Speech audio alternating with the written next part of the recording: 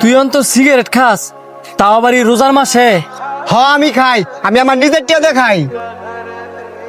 কথাবার্তা সাবধানে কইস, বুঝলে যাস কেন? আমি তোর বড় ভাই।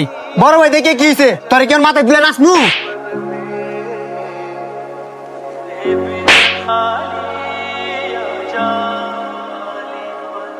তোর থেকে আমি 2 টিয়া নিয়ে চলি, তুই যে আমার শাসন করস? শরম থাকলে আজকার পর থেকে আমার কোনো বিষয় নিয়ে তুই নাক গলাবি না।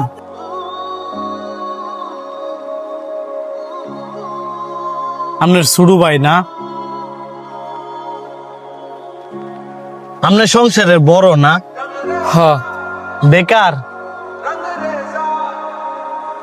সমাজের নিয়মটাই এমন, আপনার ইনকাম আছে তো আপনার ঘরের ভিতর রাজা, ইনকাম নাই সেই ঘরেই আপনার প্রতিদিন হইব সাজা।